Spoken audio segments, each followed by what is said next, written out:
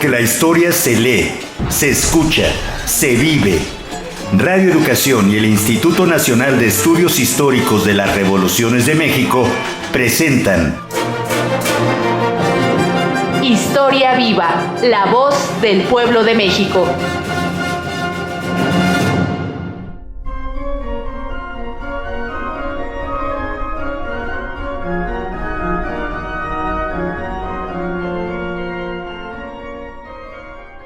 Muy buenas tardes, les saluda Ivette Mota y como cada semana encantada de compartir con ustedes los próximos 60 minutos de Historia Viva, la voz del pueblo de México, de la mano y de la voz del doctor Felipe Ávila, que bueno, cada semana nos lleva por este viaje por la historia de nuestro país. Muy buenas tardes, Felipe. Buenas tardes, Ivette.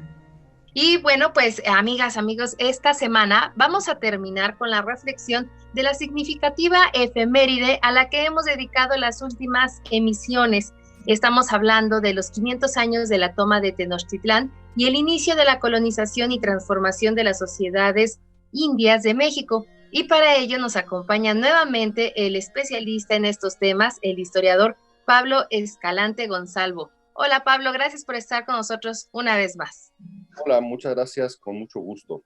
Nosotros más contentos de que nos acompañe Pablo Escalante, pero si ustedes no han escuchado los programas anteriores, no conocen quién es nuestro invitado, entonces pongan atención a la siguiente semblanza que preparamos de nuestro invitado y regresamos.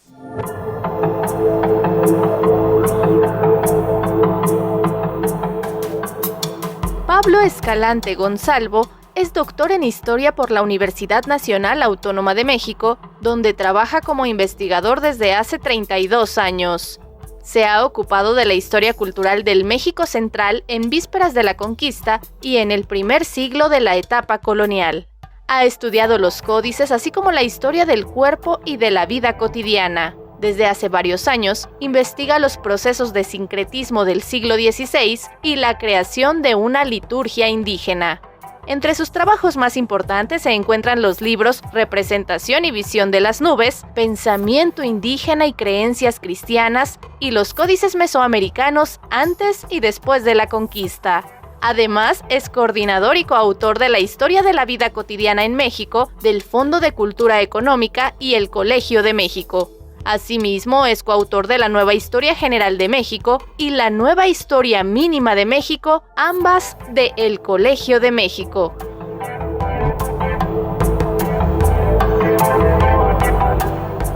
Estamos de regreso en Historia Viva, la voz del pueblo de México, recuerden, y bueno, ya saben que estamos en redes sociales también, en Facebook, en Twitter de Radio Educación y del INER, además de las emisiones 1060 de AM, 96.5 de FM aquí en la Ciudad de México, pero bueno, también tenemos varias estaciones aliadas a esta transmisión en algunos estados como Aguascalientes, Colima, Oaxaca, Querétaro, Tabasco.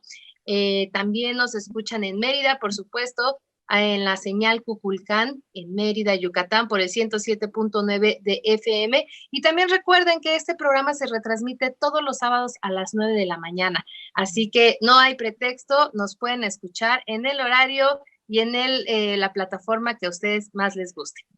Y bueno, pues Felipe, en el programa pasado, uno de los temas que no nos dio tiempo de abordar fue uno del cual tú has referido en varios programas como uno de los problemas de larga duración en la historia mexicana. ¿Y cómo se vivió la naciente sociedad novohispana? Sí, Beth, yo creo que este es un tema fundamental, como bien lo señalas.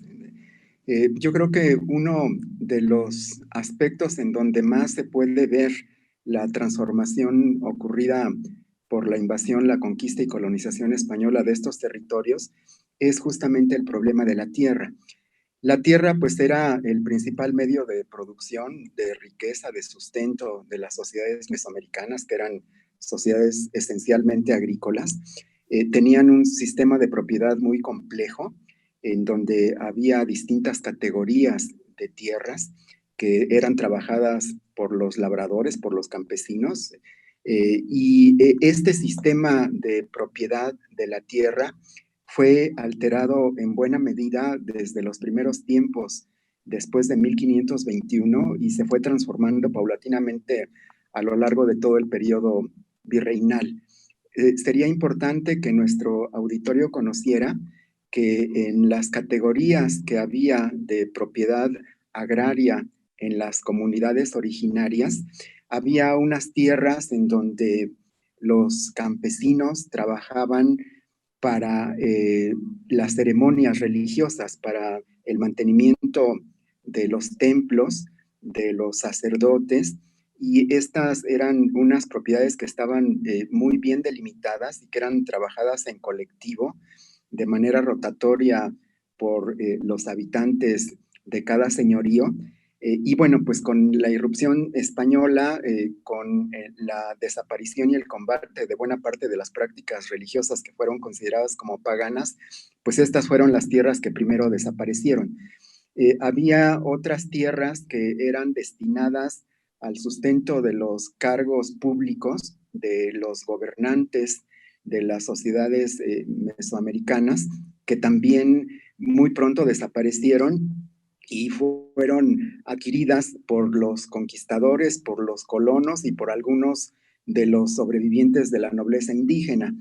Había otras tierras que se destinaban también al sostenimiento de las comunidades y que, aunque eran trabajadas de manera individual y eran heredadas por parte de los miembros de los calpulis, pues estas sí lograron permanecer durante las primeras décadas y durante buena parte del siglo XVI, XVII y XVIII en manos de los habitantes de estos señoríos, de estas comunidades indígenas.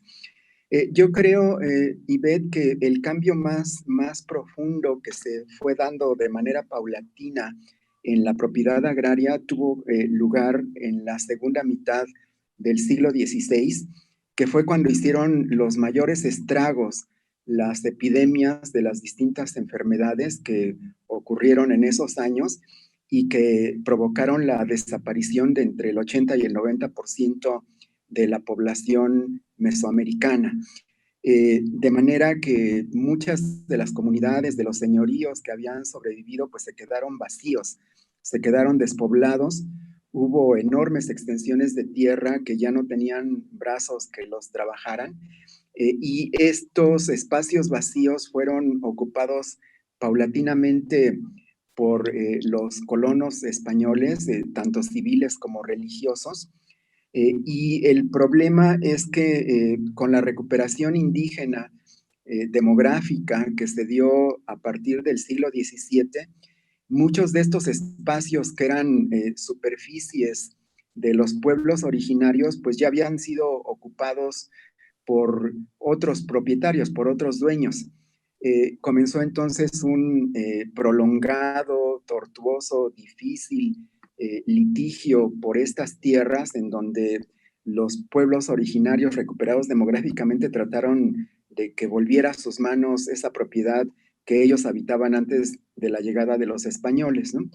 Y otro tema que también es muy importante, Ivette, es que a mediados del siglo XVI, pocas décadas después de la caída de Tenochtitlan, comenzó a darse un proceso de reagrupamiento de las comunidades que se habían quedado despobladas o con pocos habitantes, en lo que se llamaron congregaciones, que eran nuevos lugares en donde se concentraban a distintas poblaciones que estaban muy menguadas para poder pues tenerlas juntas, poderlas evangelizar de una manera más fácil, también poder colectar el tributo de una manera más expedita y tenerlas sujetas a la dominación de los nuevos amos del territorio.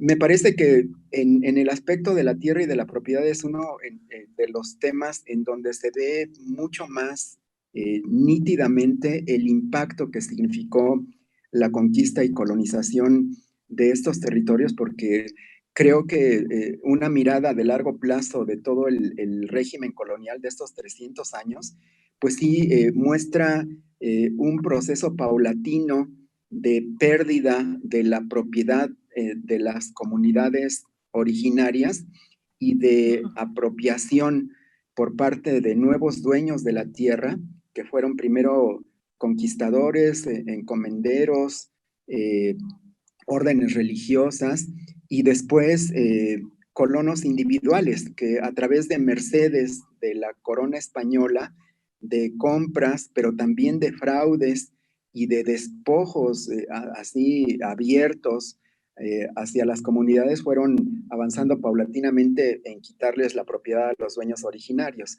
Y creo que un ejemplo muy nítido de esto, que yo conozco bien porque lo he trabajado mucho tiempo, es el pueblo de Anenecuilco, del que fue originario Emiliano Zapata, que era un señorío tributario de la Triple Alianza y que desde las primeras décadas después de 1521, aunque logró mantener su tierra, muy pronto fue presa de la codicia y de la ambición de las haciendas que lo empezaron a circundar y particularmente de los herederos de Hernán Cortés, los dueños del Marquesado del Valle, que asentados desde Cuernavaca vieron con codicia las ricas tierras del oriente, de lo que hoy es el estado de Morelos, y trataron de quitárselas.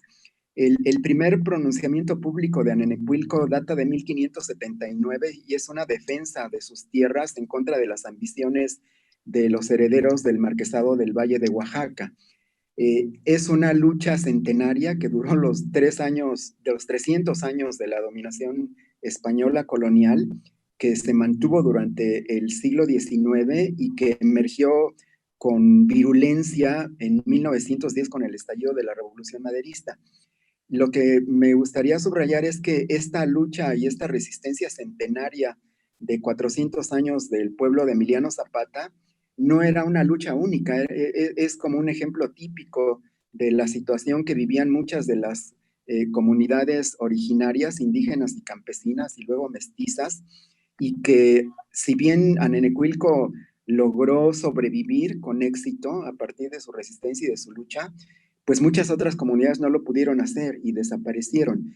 Y creo que en términos generales sí hubo un avance durante el régimen virreinal de la gran propiedad, de las grandes haciendas, que fueron concentrando cada vez más las mejores tierras, los recursos acuíferos y también los otros recursos naturales en manos privadas, desposeyendo a veces de manera arbitraria a muchas de las comunidades indígenas y campesinas. Pablo, nuevamente bienvenido a Historia Viva. Y en la semana pasada mencionaste que, bueno, hoy nos adentraremos un poco más hasta donde sea posible, en los primeros años de la colonización española y la transformación de la sociedad indígena, que bueno, ya nos habló de manera introductoria Felipe, pero ¿cuáles fueron las condiciones de vida de los indios ya establecidos en el dominio español? De nuevo, un gusto de estar con ustedes y con el auditorio, y voy a tratar de aprovechar el tiempo que tenemos para lo mucho que nos queda por decir. Lamentablemente no puedo retomar el hilo de lo que decía Felipe hace un momento, aunque me interesa mucho. Precisamente he trabajado con documentos recientemente casos de mercedes de tierras, la forma en la que fue operando ese paulatino despojo de las tierras de las comunidades, aprovechando que había disminuido su población y que incluso se las había muchas veces reubicado en el espacio en nuevas urbanizaciones. Quisiera aprovechar para hablar de algunos aspectos que construyeron el nuevo tipo de economía y sociedad en la Nueva España, algo de tecnología, de relaciones sociales, de cultura, a ver si nos da tiempo. Sabemos entonces que las comunidades indígenas recibieron grandes golpes en este proceso histórico, entre ellos la pérdida de población por las enfermedades epidémicas es uno de los más graves, el despojo de tierras a base del otorgamiento de mercedes a los españoles es el siguiente paso de un proceso de disminución radical del poder y las expectativas de vida y desarrollo de las comunidades indígenas. Vale la pena comentar que esto varía mucho de una región a otra, que hay regiones como la región de Puebla, del Gran Valle de Puebla, de Tlaxcala, Cholula, Huejotzingo, etcétera, en las que los señoríos indígenas conservan bastante fuerza, tienen una alianza con los franciscanos, tienen una protección constante de sus tierras y pierden menos tierras. Y hay zonas, en el Marquesado es típico, tanto en Morelos como en el Valle de Toluca, en las cuales el despojo es mucho más rápido, mucho más rapaz, y el engaño es mucho más viable porque la comunidad está también más desprotegida. Hay comunidades que tienen cierta protección por el poder de sus caciques, la capacidad de negociación con los frailes, con los obispos, con las autoridades virreinales, etc. Dicho esto, además de ese gigantesco golpe de pérdida de vidas y de pérdida de tierras, y a pesar de él, las comunidades se reconstruyen, vuelven a adaptarse a una normalidad y conservan muchos aspectos de su organización interna, sus linajes, sus barrios, sus formas de organización del mercado, muchas costumbres, lenguaje, alimentación, etc. La comunidad indígena sobrevivió. Esto es lo que creo que vale la pena rescatar. Sobrevivió y siguió siendo afectada por la expansión, por ejemplo, agrícola y de los ganados españoles, pero sobrevivió al golpe demográfico, al cambio de espacio geográfico.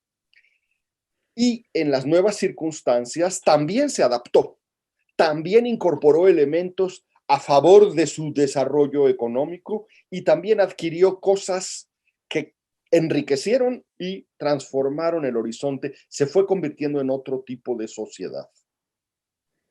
No debemos imaginar a las sociedades indígenas quietas, sufriendo el dolor del daño original y apegadas al recuerdo del pasado prehispánico.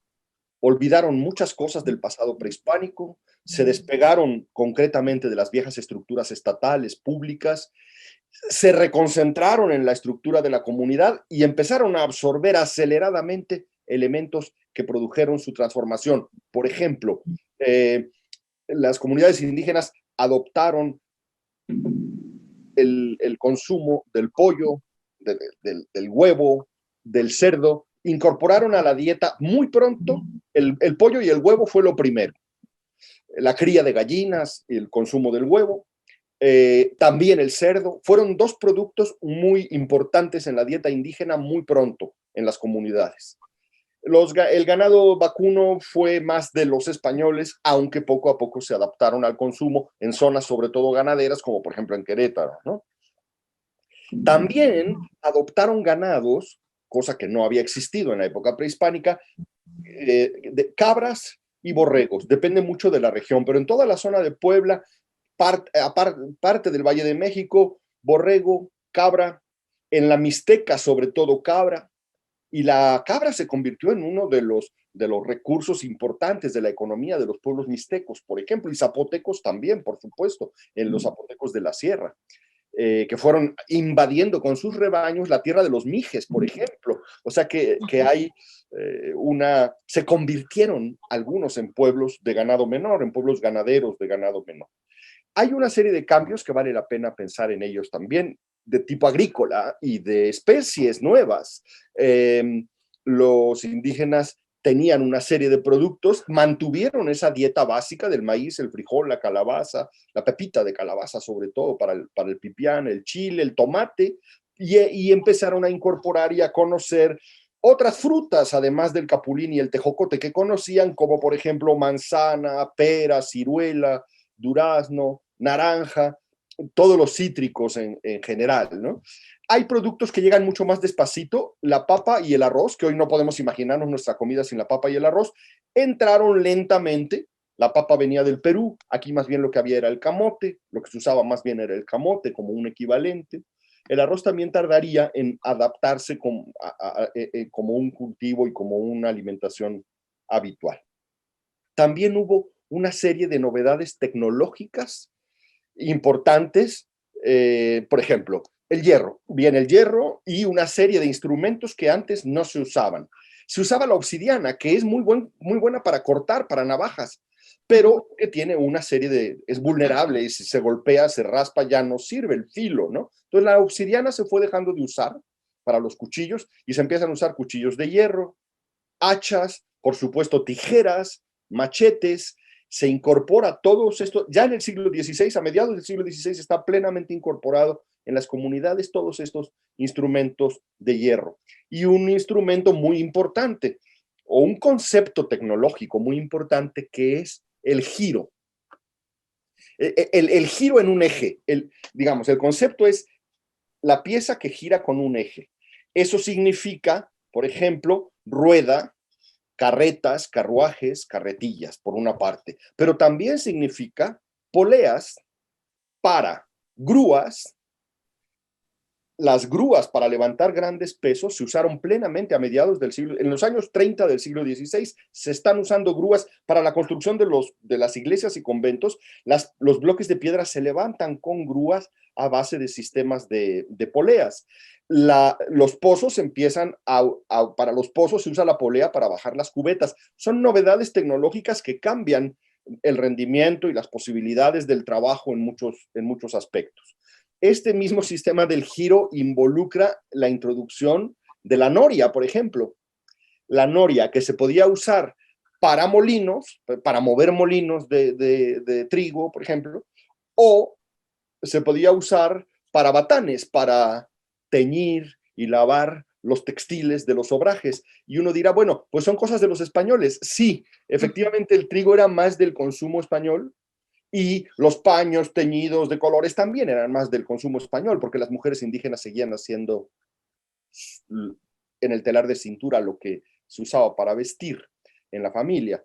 Pero quienes construían esas norias y los batanes y molinos eran los indígenas, y quienes los operaban eran los indígenas. Entonces hay un aprendizaje de toda esa tecnología.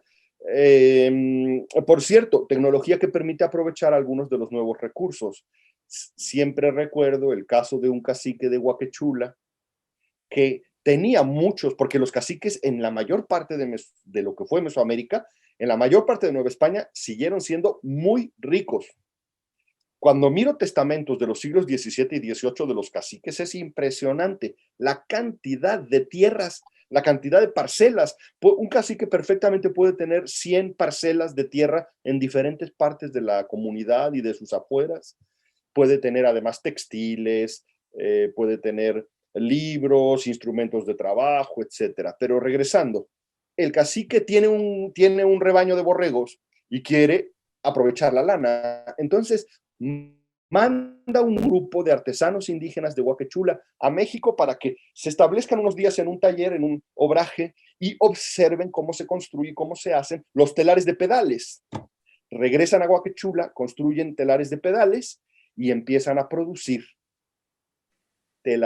lienzos de lana con la nueva tecnología, con estos nuevos telares. Entonces, estas cosas es importante también entender que son parte de todo ese proceso de cambio. Una luz de cambios agropecuarios y tecnológicos que muy temprano son absorbidos por las comunidades y empiezan a formar parte de sus recursos, de sus fuerzas productivas y de su manera de incorporarse a la economía colonial.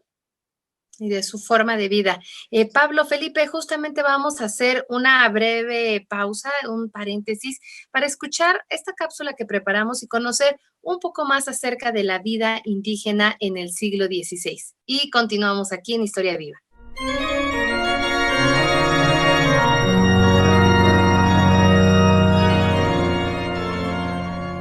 En el mundo indígena, los frailes fueron los generadores más activos del cambio social. A pesar de que se le ha llamado conquista espiritual, la evangelización siguió el camino de la conquista bélica y la imposición de los principios políticos y teológicos de España. La injerencia religiosa española modificó la vida de los pueblos indígenas. Las órdenes pastorales encargadas de la evangelización fundaron conventos e hicieron su vida entre los indígenas. Y pese a que muchos de los aspectos de la liturgia eran complementados con prácticas indígenas, como la danza o la presentación de ofrendas ante los altares, aún así, los cronistas religiosos subrayan la religiosidad del indígena como una de sus mayores virtudes.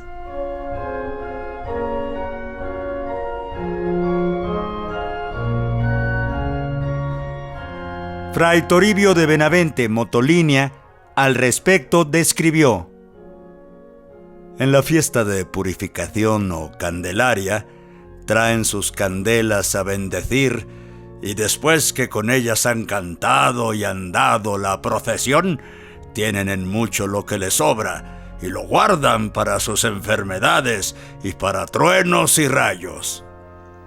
La evangelización se reflejó, pues, en las prácticas litúrgicas como un elemento común tanto para indígenas como para españoles. El fervor de las representaciones puede verse aún hoy en la Semana Santa. El rito incluía procesiones de sangre con flagelantes, mujeres y niños que también se autoinfligían azotes y castigos a manera de penitencia corporal. Estos actos de penitencia colectiva se repetían cuando había escasez de lluvia, ante los estragos de las pandemias o bien en situaciones de hambre. Los indígenas incorporaron así sus danzas y cantos a las procesiones y a las festividades religiosas. Como algunos clérigos vieron con recelo el uso de estos elementos, se emitió en 1538 una prohibición contra las danzas y fiestas de indios en las iglesias.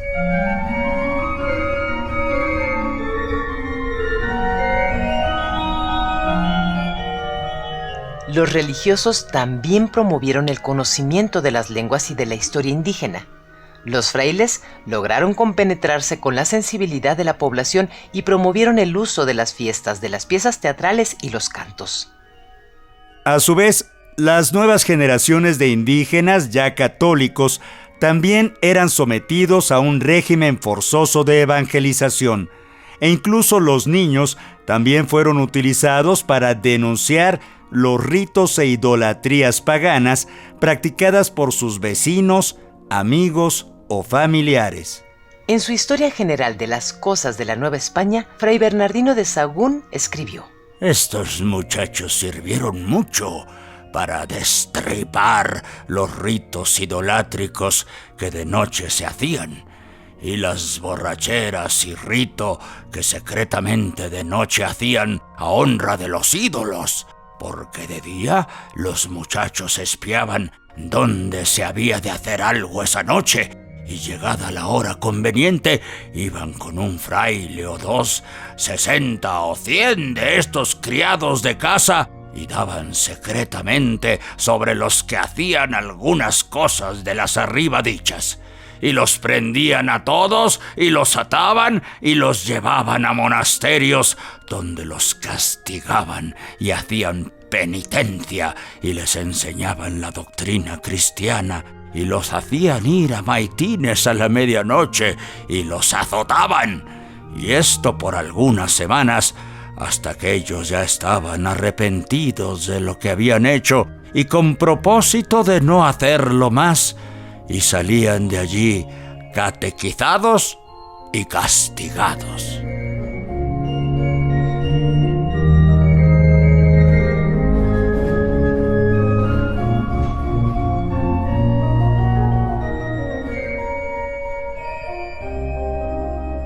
Estamos de regreso en Historia Viva, la voz del pueblo de México. Y bueno, antes de continuar conociendo justamente todos estos aprendizajes de los indígenas, de estas nuevas tecnologías, el latín, etcétera, quisiera regresarme tantito contigo, Felipe, y preguntarte, bueno, durante la pasada conmemoración de los 500 años de resistencia indígena y la toma de Tenochtitlán, algún historiador señaló que quizá lo que se vivió fue la primera revolución de Mesoamérica, la de los indígenas contra el señorío de los mexicas. ¿Cómo tomamos esto? ¿Nos ayudas a entender esta visión de revolución? Creo que esta aseveración, Ivette, que me acabas de comentar, es importante porque creo que no es del todo acertada.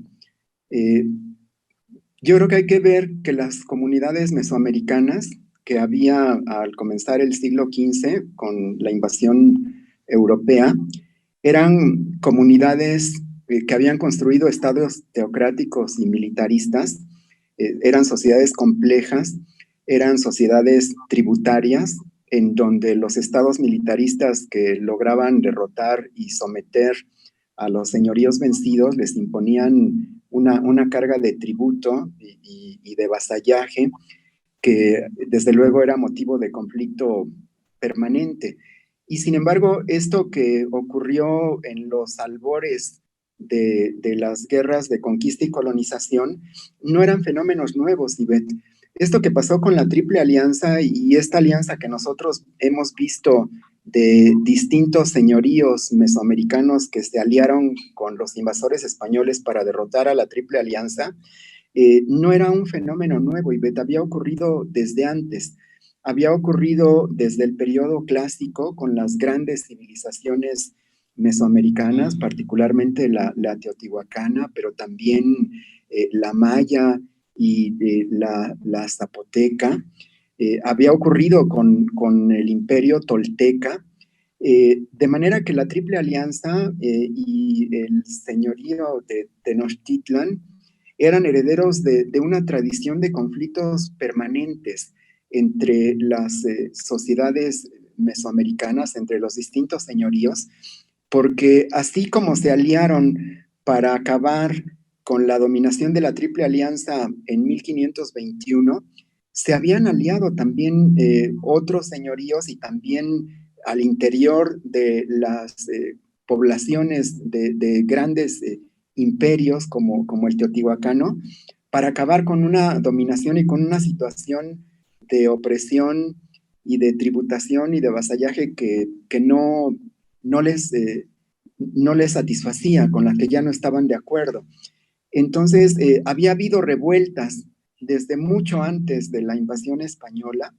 Era de hecho un conflicto constante, dado que eran sociedades complejas, estratificadas, con clases o sectores dominantes y con clases o sectores dominados, en donde había siempre sentimientos de injusticia y de agravio y de rechazo que se manifestaron provocando grandes rebeliones que acabaron con muchos de estos grandes imperios. Entonces, no es el primer caso de una rebelión interna y de una coalición externa que se une para acabar con un sistema de dominación opresiva. Había ocurrido desde antes. Quizá lo que le da una nueva dimensión es que hay un agente externo por primera vez, que son los europeos que estaban aquí como parte de esos nuevos ejércitos, y por las repercusiones mundiales que tuvo esto que hemos analizado ya en los programas anteriores.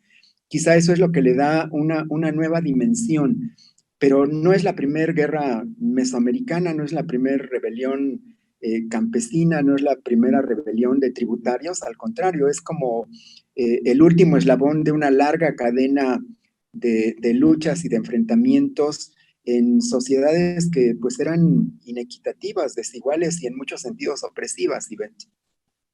Y por otro lado, Pablo, en esta parte de colonización y transformación de las sociedades indígenas que ya nos has venido narrando y este establecimiento del dominio español, pues hubo unos cambios bastante evidentes y, bueno, parteaguas para la historia de nuestro país. ¿Cómo aprendían los indígenas bueno, ya nos hablabas de las nuevas tecnologías, pero también hubo otras cosas que se adoptaron y se aprendieron? El latín, cómo aprendían las nociones del gobierno de origen español, cómo aprendieron a escribir, por ejemplo. Y bueno, también otro punto importante fue justo el cambio religioso. ¿De qué manera se implantó el cristianismo? El aprendizaje de nuevas tecnologías, nuevas relaciones sociales, nuevas formas de gobierno tuvo varias vías, ocurrió por varias vías. Por ejemplo, sabemos de casos muy tempranos de comunidades indígenas de la Mixteca que aprenden la técnica del cultivo del gusano de seda colaborando con encomenderos españoles que muy tempranamente se establecen en la Mixteca. Entonces ahí hay un aprendizaje directo, como ocurrió en el echar a andar algunos molinos y demás. Es decir, en el proceso de producción se da el aprendizaje. Pero se ha destacado, y es correcto hacerlo así, porque es excepcional en la historia mundial, el caso de los procesos educativos promovidos desde los conjuntos conventuales. Los conjuntos conventuales en el México del siglo XVI sí fueron enormes motores del cambio tecnológico y cultural, lingüístico, musical, filosófico inclusive. El mundo fue recompuesto en el espacio de aprendizaje privilegiado de los conjuntos conventuales, que en general eran espacios pacíficos, de diálogo y de cooperación. Había excepciones, pero la generalidad, y muy especialmente el caso franciscano, que es dominante en todo el México central y en los primeros tiempos, es un espacio pedagógico y es un espacio de diálogo y de intercambio muy intenso.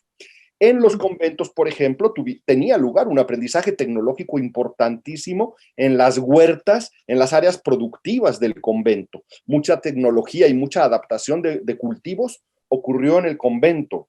Siempre recuerdo cómo, por ejemplo, el fraile Motolinía, uno de los franciscanos más notables y más cercanos a los indios, viajó con una bolsita en la que traía un saquito con huesos de dátil, y en cuanto estuvo establecido en un convento que fue en Cuernavaca, sembró aquellos huesos de dátil y todavía le tocó ver y que le hablaran de esas palmeras grandes que habían crecido varios años después de que él plantó los dátiles. Hay un foco de introducción de especies, de introducción de tecnologías, etc. El espacio conventual es un lugar obviamente de catequesis matutina con toda la población, pero luego también es un sitio donde se aprende a tocar instrumentos musicales, a cantar en latín para acompañar la misa. Se forman así las capillas de músicos indígenas. A los hijos de los nobles se les pasa al convento, en donde reciben instrucción no solo a leer y escribir, sino algunas lecturas. De hecho, la práctica del convento desde un primer momento les mostró la conveniencia de desarrollar escolarmente al máximo nivel todo lo que podía hacerse en la combinación de la tradición indígena y la europea. Por el lado tecnológico, se fundó en la misma década de los años 20 en la Escuela de Artes y Oficios de San José de los Naturales en la Ciudad de México, en la cual se desarrollaban y se seguían cultivando todos los conocimientos artesanales indígenas y se agregaron todos aquellos conocimientos de tecnologías desconocidas, como podía ser la fundición de una campana, la elaboración de unas tijeras, sastrería de tipo europeo y, por supuesto, la pintura de imágenes para las iglesias y conventos, que era uno de los objetivos de esta escuela. Esa escuela lo que hacía era aprovechar la tradición tecnológica y la existencia de jóvenes hijos de familias de artistas indígenas para que siguieran su formación y además adquirieran todas las técnicas y conocimientos de las artes y oficios del mundo occidental. Y también desde el punto de vista menos manual, más intelectual, que en aquella época era algo que estaba bastante separado. Además de estas escuelas de artes y oficios, los frailes primero empezaron a experimentar con clases de gramática latina en el convento mismo de San Francisco de México, y al ver los excelentes resultados que tenían, optaron por fundar un colegio con el apoyo del virrey, con el apoyo inicial del obispo y de los franciscanos. Fundaron el Colegio de la Santa Cruz de Tlatelolco, que fue un lugar extraordinariamente importante. Un colegio de altos estudios donde los indígenas aprendían retórica, filosofía, gramática latina, por supuesto. Tenían su libro de cabecera, que era la retórica de Cicerón. El colegio era dormitorio. En las mañanas iban a misa con los frailes del convento de al lado, regresaban a seguir sus estudios. De ese colegio de la Santa Cruz de Tlatelolco surgieron muchas ideas para traducir a las lenguas indígenas el contenido evangélico, para hacer salmos en los cuales se pudiera difundir el contenido cristiano en las lenguas indígenas. Fue una de las condiciones para que pudiera existir una liturgia y un arte religioso que, a la vez que cristiano, era indígena, en el cual había símbolos, metáforas, tradiciones indígenas incorporadas a la práctica religiosa cristiana. Eso fue gracias al diálogo cultural ocurrido en Tlatelolco, en donde se conocieron las dos tradiciones, y entre los escolares indígenas y los frailes se pudieron construir lenguajes de evangelización que eran híbridos de las dos tradiciones en diversos niveles que tomaría tiempo ejemplificar. Y además en este colegio se formaron los indígenas en asuntos jurídicos y de gobierno. De ahí surgieron muchos que luego irían a sus pueblos y serían gobernadores y alcaldes, llevarían las riendas del cabildo, de la audiencia de justicia, del ayuntamiento de su comunidad. E inclusive algunos gobernadores indígenas de la Ciudad de México tuvieron su formación en el colegio de Tlatelolco. El caso más célebre es el de Antonio Valeriano. Antonio Valeriano era un gran conocedor del náhuatl y del latín y de una vasta bibliografía cristiana y clásica.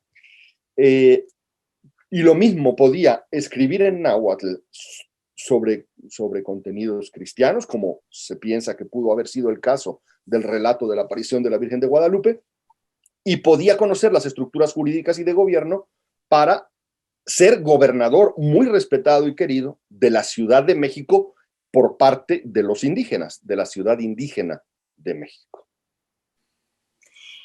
Felipe, sobre esta primera etapa de colonización y evangelización de las sociedades indias, ¿qué fuentes, documentos, libros podemos tener o podemos conocer que tengan esta certidumbre de información?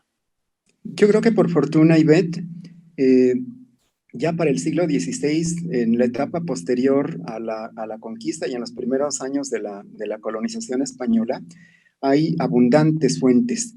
Yo creo que en los años posteriores a la caída de Tenochtitlan y conforme fue avanzando el proceso de conquista y sometimiento de otras culturas en el territorio mesoamericano y más hacia el norte, hay abundantes testimonios que fueron escritos por las nuevas generaciones de jóvenes formados, educados, catequizados por los frailes de las tres órdenes mendicantes que llegaron desde los primeros años en la década de 1520 y que fueron produciendo obras en donde creo que se rescataba buena parte de lo que habían sido sus culturas antes de la invasión española y las transformaciones que estaban teniendo lugar en los primeros años.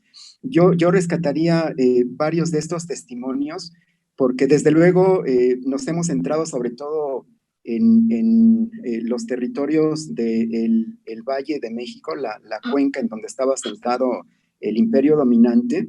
Desde luego la mayor abundancia de fuentes son nahuas y nos hablan de las tradiciones históricas y culturales de los mexicas, pero también hay obras muy importantes que reflejan la historia, la cultura, las tradiciones y las transformaciones de los texcocanos, de los tlaxcaltecas, de los colúas, también de los tarascos, de los mixtecos, incluso de los territorios de la península de Yucatán.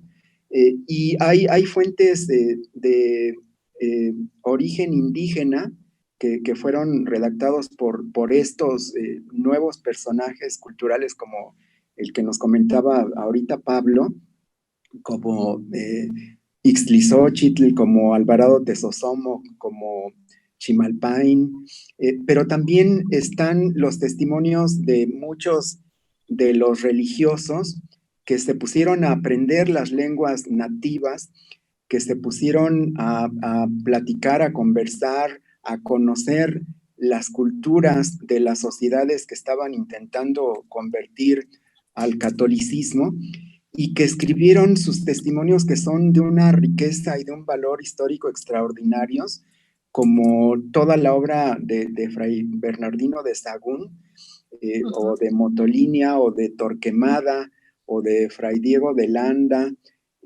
o incluso desde otro punto de vista como una denuncia feroz de la desgracia que estaba ocurriendo con las sociedades indígenas, como es toda la obra ejemplar de Bartolomé de las Casas, ¿no? Entonces, creo que tenemos la fortuna de contar con una enorme variedad de testimonios ya escritos en caracteres latinos, impresos, ya con el abecedario que trajeron los europeos, pero que reflejan al mismo tiempo tanto los recuerdos, la tradición oral, las leyendas, buena parte de la cosmovisión y de la historia de algunas de las culturas mesoamericanas más importantes, como estos testimonios que recogieron los frailes de las tres órdenes religiosas y que pues nos dejaron un testimonio invaluable, que siguen siendo de una riqueza y de un valor extraordinario, Ivette. Gracias, Felipe. Y bueno, Pablo, son muchos los temas y siempre nos queda corto el tiempo, pero te pediría que nos pudieras platicar también un poquito, quizá de manera más breve, pero también entender toda esta parte de la continuidad de la religiosidad popular y que estaba ligado, por supuesto, con danzas, con plumas, tambores, bailes, escudos y flores, esas costumbres que no desaparecen ni en siglos. ¿Qué tan lejos llegó esta liturgia de tipo indígena? ¿Cómo era el arte en el siglo XVI en las iglesias y conventos? ¿Y cómo se reflejaba esta presencia indígena? Así es, la religiosidad indígena tiene una vida mucho más larga que la religión estatal mesoamericana. Esto es una cosa que me parece muy importante destacar. Son dos fenómenos no totalmente distintos, pero que sí se desconectan en el siglo XVI. Y la religiosidad popular, porque existe en el mundo mesoamericano una diferencia entre lo popular y lo propio de las élites, la religiosidad popular tiene una vida después de la conquista española, tiene una vida bajo el orden colonial. Muchas de las ceremonias, bailes, disfraces, símbolos y ornamentos propios de la fiesta religiosa indígena los vemos aparecer en el siglo XVI en la liturgia cristiana. Hay un acuerdo entre los frailes y los indígenas, quizás sobre todo basado en un principio que los frailes tienen muy claro: la conveniencia de que la nueva religión sea reconocida por los indígenas como algo propio, como algo no despegado de su cultura, que no les pide desprenderse de su cultura. Y amparado por un principio teológico aún más fundamental, que es el de la universalidad de la salvación, en la que creen los religiosos del siglo XVI. Implica, por ejemplo, que las procesiones cristianas de Corpus Christi o de Semana Santa son realizadas con muchas de las formas de desfile, música, danza, vestuarios que eran propios de las fiestas públicas que se realizaban en las calles, en las plazas de la época antigua. Los indígenas, por ejemplo, siguen utilizando las plumas. Ese es un aspecto de la religiosidad, un aspecto que tiene una parte simbólica y una parte ornamental. Los indígenas siguieron usando plumas todo el tiempo. En el siglo XVI, por ejemplo, a mediados del siglo XVI, vemos cómo el ayuntamiento de Tlaxcala emite un bando en el cual dice: aquellos indígenas que vengan a bailar en el atrio para las fiestas de la iglesia, en este caso de la Asunción, se les pide que se abstengan de arrancarle las plumas a los frontales, a los manteles de las andas de la iglesia, que traigan sus propias plumas para bailar. Es decir, nadie cuestionaba que las plumas eran parte del atuendo de la danza, largas plumas de quetzal, pero estaban empezando a escasear por el fallo en el mercado, en las redes tradicionales de mercado. Entonces las arrancaban. Esta información es muy rica porque también nos dice que el interior de la iglesia tiene decoración con plumas de quetzal. En los testamentos indígenas del siglo XVI y del siglo XVII, con frecuencia, una de las cosas que un señor hereda a su primogénito es su paquete de plumas, su ramo, su grupo de plumas, y a veces especifica mis plumas de bailar, y generalmente se las da al primogénito. Es una posesión muy valiosa. Esto de las plumas es una expresión de continuidad. Hay muchas otras. El palo del volador, por ejemplo, se siguió haciendo en los atrios de las iglesias como parte del nuevo ritual, que era cristiano, pero era indígena. Y como sé que tenemos el tiempo encima, solo quisiera agregar que en los mismos conjuntos conventuales, en la escultura y en la pintura, hay huellas de esa cultura material, de los ornamentos, de los símbolos indígenas que eran parte de esa vida litúrgica y quedaron plasmados en los edificios conventuales, y también hay indicios de cómo, gracias al diálogo en espacios como el Colegio de la Santa Cruz de Tlatelolco y a la experiencia de talleres como el de San José de los Naturales, se construyeron obras, se construyeron ornamentos arquitectónicos, obras pictóricas en las que había símbolos y temas de la tradición religiosa mesoamericana, pero que se veían como compatibles. Se pensaba que era posible desvincularlos de lo que consideraban los españoles idolatría y utilizarlos en el contexto de la nueva religión indígena. Pablo, pues muchísimas gracias, Pablo Escalante Gonzalvo. Gracias por estos 4 programas dedicados a esta fascinante historia de nuestro pasado antiguo y bueno, en esta reflexión sobre, en este mes dedicado a la gran civilización náhuatl y el tesoro que encierra su historia. Gracias, Pablo. Gracias, Felipe. Gracias como cada semana, pues llevarnos de la mano paso a paso en nuestra historia de México. Y bueno, seguramente podremos contar con la presencia de Pablo Escalante en un programa o otros programas más adelante. Con mucho gusto, gracias. Muchísimas gracias a todas las personas que nos acompañaron hoy en esta emisión de Historia Viva, la voz del pueblo de México. Mi nombre es Ivette Mota y como siempre les dejo la invitación abierta para que nos acompañen en la próxima emisión.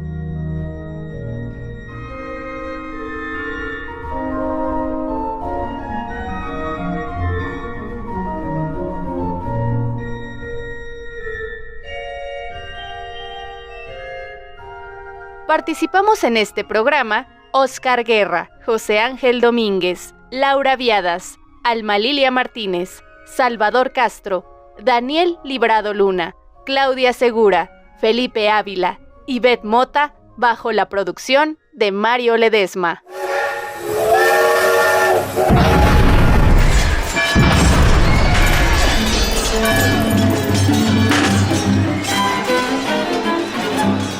Porque la historia se lee, se escucha, se vive. Radio Educación y el Instituto Nacional de Estudios Históricos de las Revoluciones de México presentaron Historia Viva, la voz del pueblo de México.